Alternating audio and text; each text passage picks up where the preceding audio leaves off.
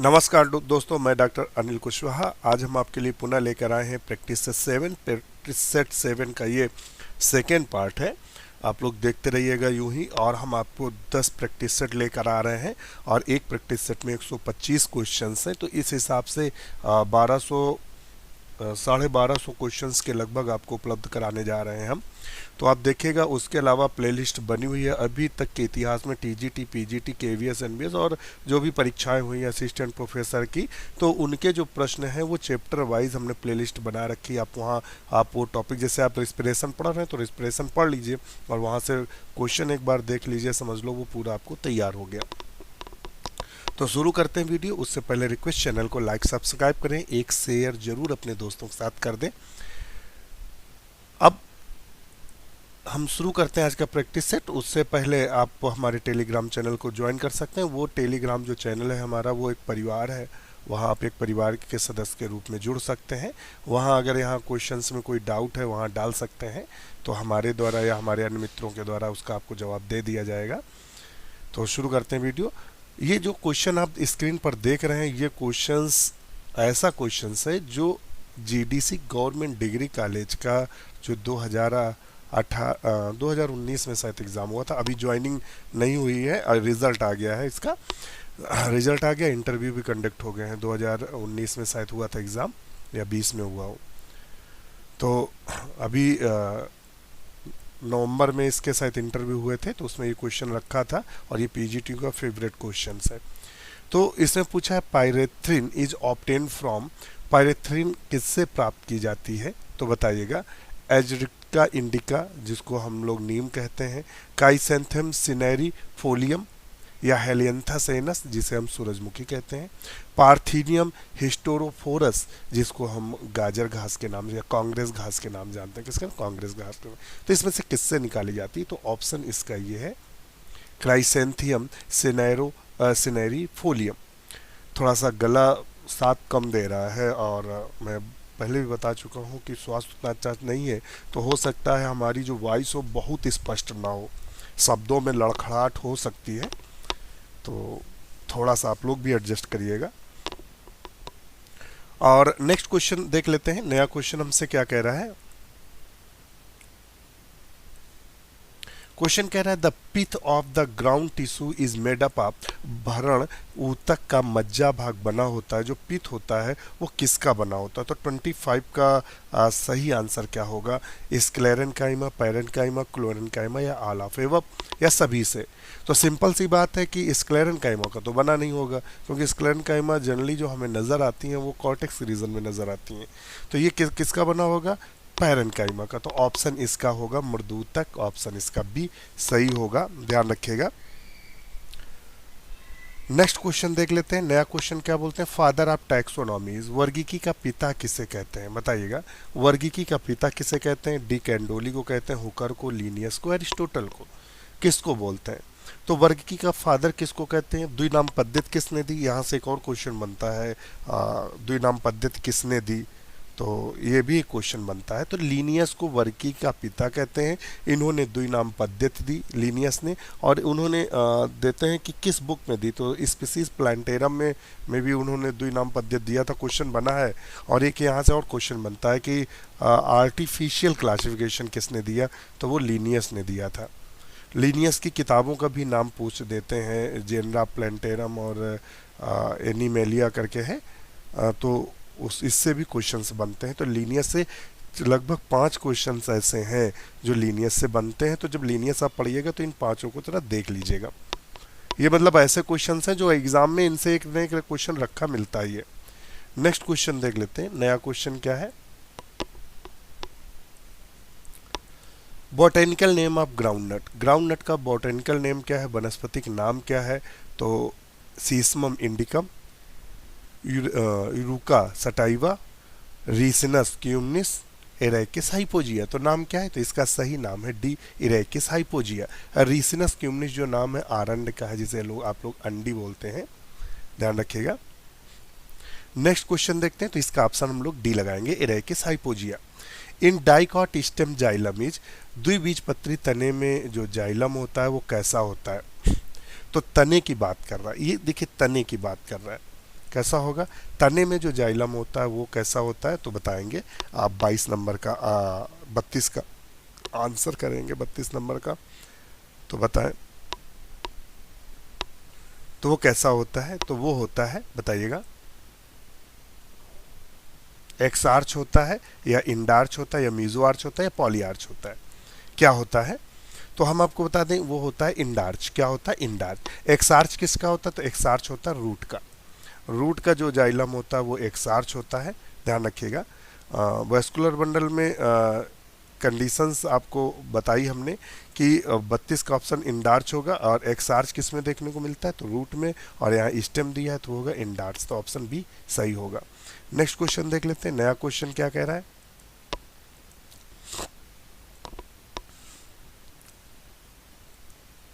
यूनिटेग्मिक ovule are the characteristic features of. Unitegmic जो ovule होता है वो किसका करेक्टरिस्टिक फीचर्स है?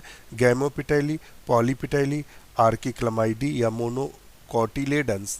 तो बताइएगा, बहुत अच्छा क्वेश्चन है 33 का। तो 33 का सही आंसर क्या होगा, बताइएगा। तो बेंथम और हुकर ने द्विबीजपत्री पौधों में मतलब बांटा था, उसमें पॉलीपिटैली और गैमोपिटैली, फिर उन्होंने उसको बांटा आगे में। तो इसमें से जो गैमोपिटैली होते हैं वो एक आवरण युक्त बीजांड होते हैं, तो इसका ऑप्शन क्या सही होगा? ए, गैमोपिटैली। गैमोपिटैली में जो इंटुगमेंट होता है वो यूनिटेग्मिक होता है। The 5 end of each Okazaki fragment has, प्रत्येक ओकाजाकी फ्रेगमेंट के 5वें सिरे पर होता है। तो देख लेते हैं भाई क्या होता है, पूरा क्वेश्चंस भी इसका देख लें। तो क्या होता है बताएंगे, ये ऑप्शन है। तो डीऑक्सी राइबोन्यूक्लियोटाइड, राइबोन्यूक्लियोटाइड, AUG और ACC। तो क्या होता है आप बताएंगे। 34 का सही आंसर क्या है? ओकाजाकी फ्रेगमेंट के 5वें सिरे पर राइबोन्यूक्लियोटाइड होता है। क्या होता है? राइबोन्यूक्लियोटाइड होता है, ये ऑप्शन बी। नेक्स्ट क्वेश्चन देख लेते हैं। Pyrimidine dimers in DNA are formed when the cells are exposed to। DNA में पायरिमिडीन डाइमर बनता है जब कोशिकाओं को प्रभावित किया जाता है। तो किससे प्रभावित किया जाता है? तो आप बताएं किससे प्रभावित करते हैं। तो 35 का जो सही आंसर होगा, कोशिकाओं पर जब परावैंगनी प्रकाश डाला जाता है तो DNA में पायरिमिडीन डाइमर बनता है। JD वाटसन, HC क्रिक और MHF विल्किंसन एवं R फ्रैंकलिन नाम के वैज्ञानिक ने एक्सरे विश्लेषण द्वारा 1953 में डीएनए के कुंडलीकरण विषयान का अध्ययन किया था। और चूंकि ये डाइमर कब बनता है? अल्ट्रावायलेट रेस से बनता है, पराबैंगनी से ये। और ये एक्सरे का अध्ययन उन लोगों ने किया था जिनके नाम हमने आपको बताए। यहाँ ऑप्शन ए सही होगा। नेक्स्ट क्वेश्चन देख लेते हैं, नया क्वेश्चन हमसे क्या कह रहा है। नया क्वेश्चन हमसे क्या कह रहा है, which are the following Indian scientist is known for his research work on DNA fingerprinting. DNA fingerprinting से क्वेश्चंस जो बने थे, एलटी में भी क्वेश्चंस बना था, जीआईसी में भी क्वेश्चन बना है और जीडीसी में भी क्वेश्चन बना है, काफ़ी महत्वपूर्ण है। तो यहाँ चूंकि इंडियन की बात कर रहा है, यहाँ दिया हुआ है कहाँ, ये इंडियन शब्द दिया है भारतीय, तो वो लाल जी सिंह है, लाल जी सिंह है। तो लाल जी सिंह जो लाल पैथोलॉजी है, आप लोग लाल पैथोलॉजी नाम सुने होंगे, जहां आप लोग डायग्नोस्टिक के लिए अपना ब्लड सैंपल देते हैं, तो वो इन्हीं की है, लाल जी, उन्हीं के फाउंडर हैं लाल जी सिंह। इन्होंने इनको भारत में डीएनए फिंगरप्रिंटिंग का पिता कहा जाता है। एक क्वेश्चन और बनता है यहाँ कि बायोटेक्नोलॉजी का पिता किसको कहा जाता है? तो इरैकी को कहा जाता है। और जेफरी जो है, जेफरी जो है वो international father of DNA fingerprint हैं, जेफरी करके हैं। और इरैकी जो है वो बायोटेक्नोलॉजी पिता है।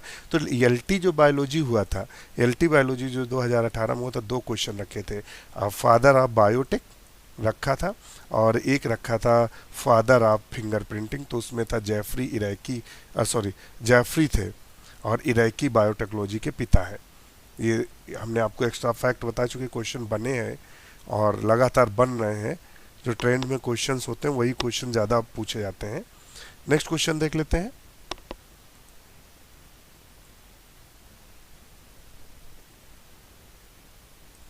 नेक्स्ट क्वेश्चन है Griffith experiment with pneumococci and mice to show that DNA is the genetic material also example of.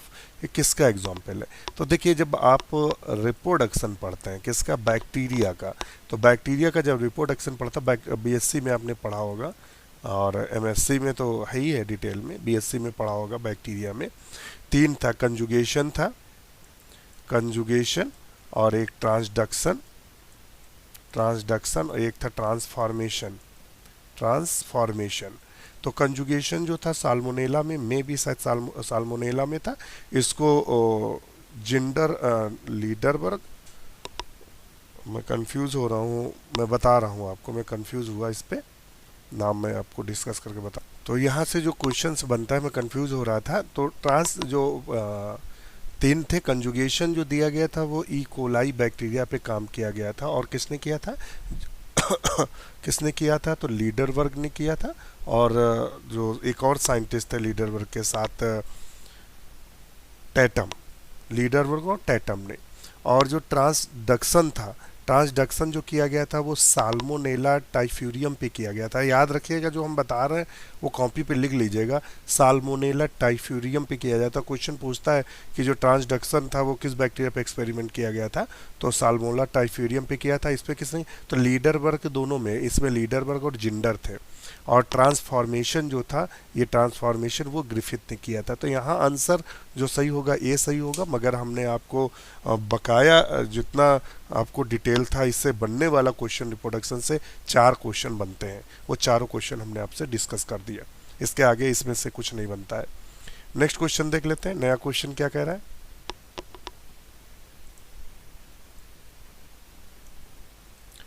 Which are the following is a fungal disease, निम्नलिखित में कौन कवक व्याधि है? तो बताइएगा। तो जो हम लोगों को दाद हो जाती है, क्या हो जाती है? दाद। तो वो किससे होती है? फंगस से होती है, दाद फंगस से होती है। तो इसका जो सही आंसर होगा 38 का। तो सिंपल सी बात है कि हम लोग क्या लगाएंगे? ऑप्शन बी सही लगाएंगे, दाद, रिंग वर्म। तो 38 का ऑप्शन क्या सही होगा? बी। और ये टीनिया कोराप्सिस के द्वारा होता है, ये फफूंद है। और हम इसमें क्या करते हैं कि एंटी फंगल दवा खाते हैं और एंटी फंगल पाउडर का छिड़काव करते हैं, या ऑइंटमेंट जो ट्यूब यूज़ करते हैं वो एंटी फंगल यूज़ करते हैं। नेक्स्ट क्वेश्चन देख लेते हैं, नया क्वेश्चन क्या है। Which of the following is not a insecticide of biological origin. तो देखिए, जो ऐसा जिसकी बायोलॉजिकल ओरिजिन ना हो, तो पायरीथ्रियम, तो अभी हमने क्राइसेंथियम करके बताया था आपको। एजरेक्टिक्टिन है वो किससे प्राप्त? नीम से।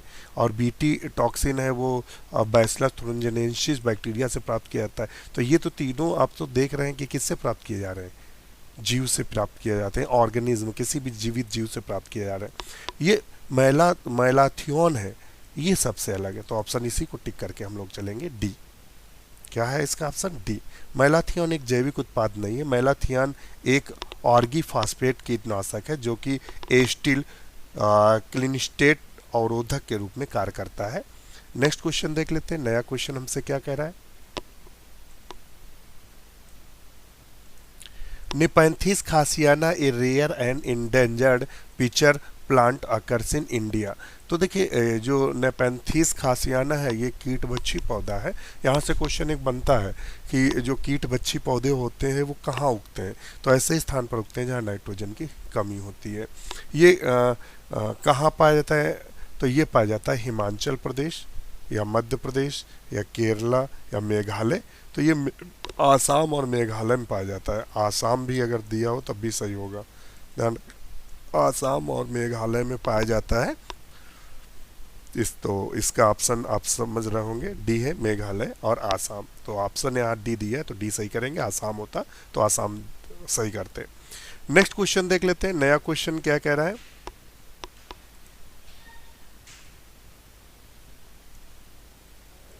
ट्रेसर एलिमेंट्स हैं वो क्या है, माइक्रोन्यूट्रिएंट्स एलिमेंट है, रेडियो आइसोटोप एलिमेंट्स है।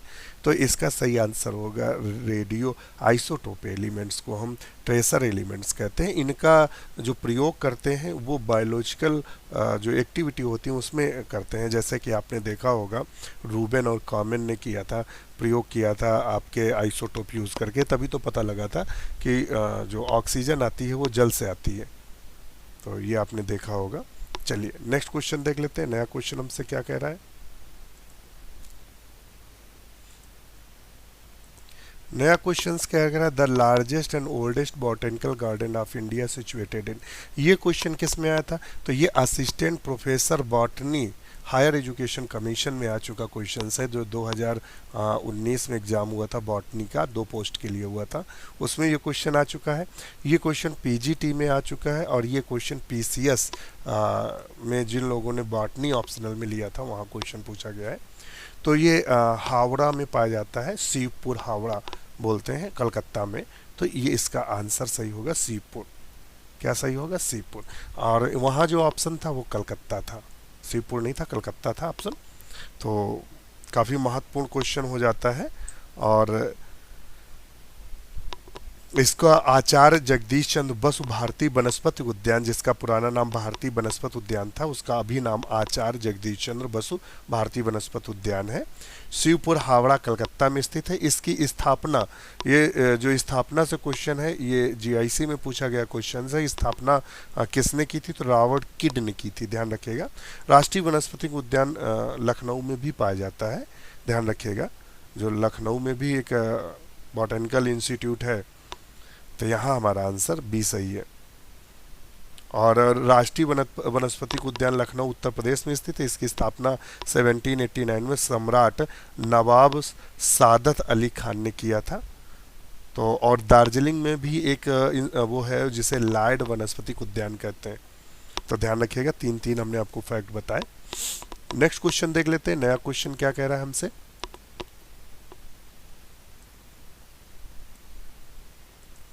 Cadmium pollution is associated with disease. तो कैडमियम प्रदूषण संबंधित है, तो वो कौन सी डिजीज से, ये पीजीटी में पूछा गया क्वेश्चन है। और ये एलटी में भी पूछा, एलटी का मतलब यहाँ एलटी से मतलब है टीजीटी, टीजीटी में पूछा गया है। इटाई कौन सा रोग होता है, इटाई रोग होता है। ध्यान, कैडमियम प्रदूषण का संबंध इटाई नामक बीमारी से है। रक्त अल्पता आयरन की कमी से होती है, आयरन की कमी से ये एनीमिया होता है। मिनमाटा जो होता है वो पारा के वजह से होता है। और जो निमोनिकोसिस निमोकोनियोसिस जो है ये दिया हुआ है, ये में भी बैक्टीरिया से होता है।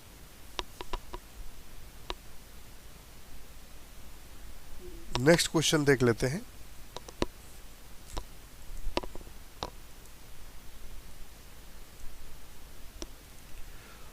मोनोक्लाइमैक्स theory of climax community was proposed by. Monoclimax theory किसने दिया था, तो किसने दिया था, चैंपियन ने दिया था या क्लीमेंट ने दिया था, किसने दिया था। तो 44 का आंसर कौन सा सही है आप बताइएगा।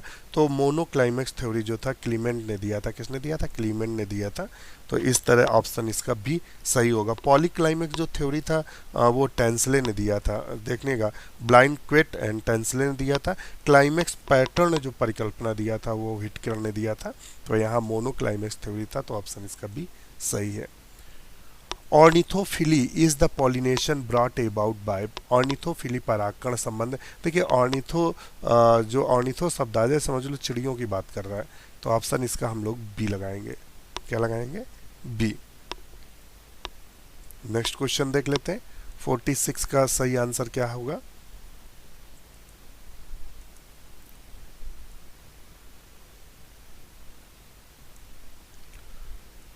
है in which form are the carbohydrate located in plant. पौधों में कार्बोहाइड्रेट किस रूप में रहता है। ये क्वेश्चंस उसमें आपका काफ़ी डिस्कशन हुआ था। ये क्वेश्चन जो डिस्कशन हुआ था आपके टेलीग्राम पे, ये क्वेश्चंस चूँकि कई बार पूछा गया है तो ये थोड़ा सा कंफ्यूजिंग क्वेश्चंस था, तो इसलिए वो डिस्कशन हुआ था। पौधों में सर्वाधिक मात्रा में कार्बोहाइड्रेट स्टार्च और सेल्यूलोज पॉलीसैकेराइड के रूप में रहता है। किसमें रहता है? पौधों में सर्वाधिक मात्रा में कार्बोहाइड्रेट, स्टार्च और सेल्यूलोज पॉलीसैकेराइड के रूप में रहता है, मोनोसैकेराइड के रूप में ग्लूकोज में पाया जाता है, ध्यान रखिएगा। तो यहाँ किस रूप में पाया जाता है ज़्यादा, तो हम चलते हैं ग्लूकोज। किसके रूप में पाया जाता है? ग्लूकोज। और जनरली स्टार्च के रूप में रहता है। एटीपी है तो क्या है? एक एंजाइम जिसके द्वारा ऑक्सीकरण होता है। An enzyme which the bring about oxidation A hormone A molecule with high energy phosphate bond. तो इसका ऑप्शन हम लोग क्या लगा के आएंगे? 47 का, तो सी। नेक्स्ट क्वेश्चन देख लेते हैं। नया क्वेश्चन क्या कह रहा है?